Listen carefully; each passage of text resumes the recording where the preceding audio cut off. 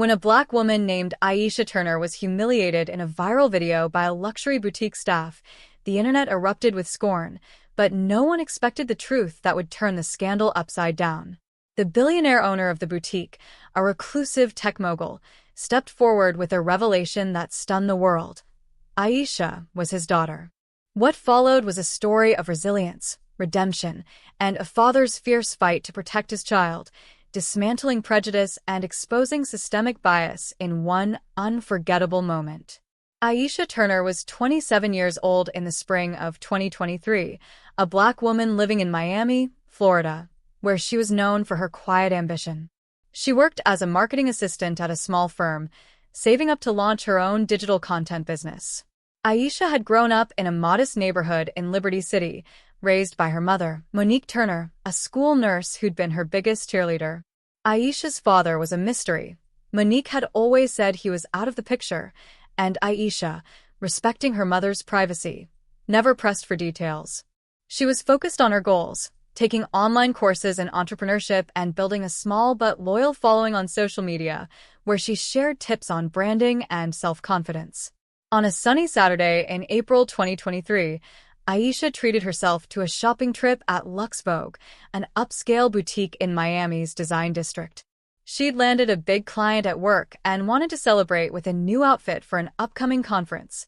Dressed in a simple blazer and jeans, she entered the store, browsing the racks of designer dresses. Two sales associates, Claire Bennett and Sophia Reyes, eyed her from behind the counter. Aisha noticed their whispers but brushed it off, assuming they were discussing inventory or customers. She picked out a $1,200 dress and approached the counter to try it on. Claire, the senior associate, stepped forward with a tight smile. "That's a high-end piece," she said. "Are you sure you want to try it on?" Aisha, caught off guard, nodded, explaining she was shopping for a professional event. Sophia chimed in, "We just need to make sure it's handled carefully." Aisha's stomach tightened, but she stayed polite, handing over her credit card to hold while she tried the dress. Claire glanced at the card, then at Aisha, and said, "We'll need to verify this first." Before Aisha could respond, Claire called security, claiming she suspected the card was suspicious. Aisha stood frozen as a security guard, a burly man named Derek, approached. A small crowd of shoppers watched, some pulling out their phones. Aisha explained calmly that the card was hers, offering to show ID or even call her bank. Claire refused, raising her voice. "We can't take risks with fraud." Derek grabbed Aisha's arm, escorting her toward the door as Sophia followed, holding the dress like evidence. A bystander, a young woman named Kayla, recorded the incident, capturing Claire's accusation and Aisha's pleas. As Aisha was pushed outside, Kayla's video ended with Claire saying, "People like her don't belong here." The video hit social media that evening, posted on TikTok with the caption, "Racial profiling at Luxe Vogue Miami." By Sunday morning, it had millions of views. Comments poured in, many condemning Aisha without context. "She probably stole the card," one user wrote. "Why else would they kick her out?" Others defended her, pointing out the blatant bias in Claire's tone. The hashtag Luxe Vogue scandal trended, and Aisha's name, visible on her ID in the video, spread like wildfire. She woke up to thousands of notifications, some supportive, others vicious, calling her a thief, a liar, or worse. Aisha was devastated. She called in sick to work, unable to face her colleagues, who'd likely seen the video. Monique, furious, urged her to fight back, but Aisha wasn't sure how. She hadn't done anything wrong, yet her reputation was in tatters. She reached out to Kayla, thanking her for recording the truth and asking if she'd share any additional footage. Kayla sent a second clip showing Claire smirking after Aisha was removed, saying to Sophia, "That's how you handle it." Aisha saved the videos, her anger growing. She wasn't a thief, she was a customer, targeted for no reason. On Monday, Aisha contacted a lawyer, Jamal Carter, recommended by a family friend. Carter, a civil rights attorney, listened to her story and watched the videos, his jaw tightening. "This is textbook discrimination," he said. "We're going to sue Luxe Vogue for defamation, emotional distress, and racial bias. Carter filed a formal complaint with the store's corporate office, demanding an apology, the firing of Claire and Sophia, and access to the store's security footage. Lux Vogue's response was vague, promising an internal review. Meanwhile, the story caught the attention of someone far more powerful than Aisha could have imagined: Marcus Ellison, the billionaire founder of Ellison Tech, a Silicon Valley giant known for its AI-driven platforms. Ellison, 58, was a private man, rarely seen in public, with a net worth estimated at $12 billion. He owned Lux Vogue through a subsidiary of his investment firm, a detail not widely known. Ellison was in his Palo Alto office when an assistant flagged the viral video, noting it involved one of his brands. He watched it, his expression darkening. Then he saw Aisha's name and froze. Ellison knew Aisha Turner wasn't just a random customer. She was his daughter, a fact he'd kept hidden for nearly 3 decades. In the mid-1990s, Ellison, then a young coder, had a brief relationship with Monique Turner during a summer in Miami. When Monique became pregnant, Ellison, focused on building his startup, offered financial support but wasn't ready for fatherhood.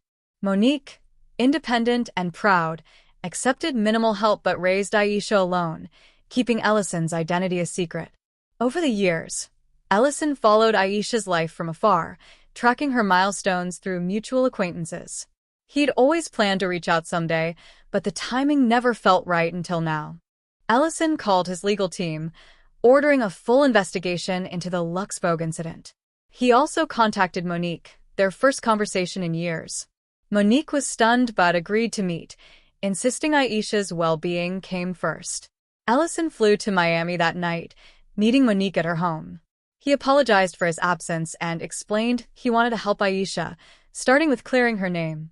Monique, wary but pragmatic, agreed, but only if Aisha was ready to learn the truth about her father. Aisha, meanwhile, was overwhelmed.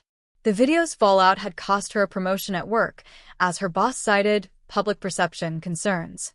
She was considering leaving Miami when Monique sat her down. "There's something you need to know," Monique said, her voice steady.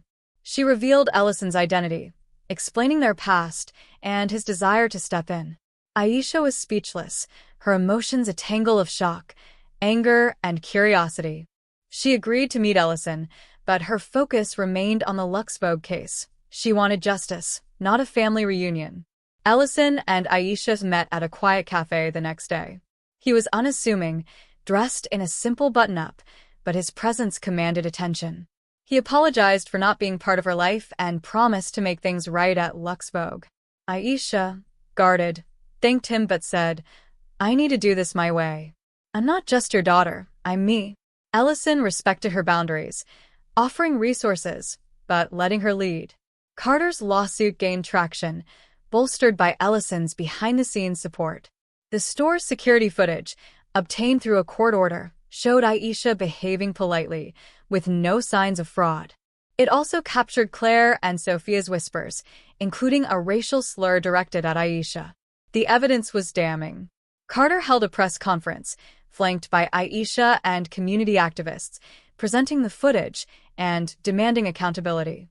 The public's mood shifted. Comments under the original video now apologized to Aisha, and #JusticeForAisha trended. Ellison chose that moment to go public. In a rare interview on CNN, he revealed Aisha as his daughter, his voice calm but firm. "Aisha Turner is my child," he said. "She was targeted because of her race, and I'm ashamed it happened at a company I own. This stops now." He announced Claire and Sophia's termination, a $5 million settlement for Aisha, and a complete overhaul of Lux Vogue's hiring and training practices. He also pledged $10 million to anti-discrimination initiatives, starting with a fund in Aisha's name. The revelation sent shockwaves through social media. Aisha, once vilified, was now a symbol of resilience. Her story dominated headlines, from the New York Times to Vogue. She received messages from strangers worldwide, sharing their own experiences of bias. Aisha, though overwhelmed, began speaking out, first at a local rally, then on national platforms. "This isn't just about me," she told a crowd in Miami. It's about every Black woman who's been judged before she can speak.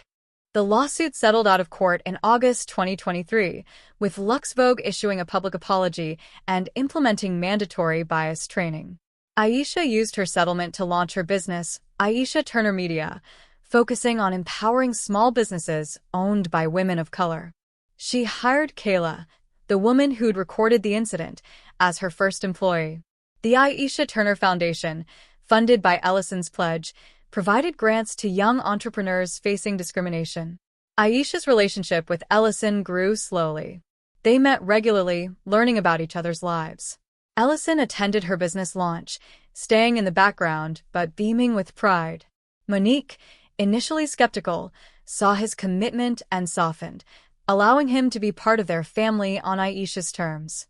Aisha began mentoring young women in Miami, sharing her story at schools and community centers. "You don't need a billionaire dad to fight back," she told them. "You need your own voice." By early 2025, Aisha's business was thriving, with clients across the U.S. She was invited to speak at a United Nations conference on racial equity, her story a case study in overcoming prejudice. LuxVogue, under new management, became a model for corporate accountability, with Aisha consulting on their diversity initiatives. The store's former staff faced no legal charges. Racial profiling wasn't a crime, but their careers were over, their names tied to the scandal. Aisha's public shaming was meant to diminish her, to push her out of spaces where she didn't belong. Instead, it revealed her strength, her father's resolve, and a truth that changed the conversation. She wasn't just Marcus Ellison's daughter.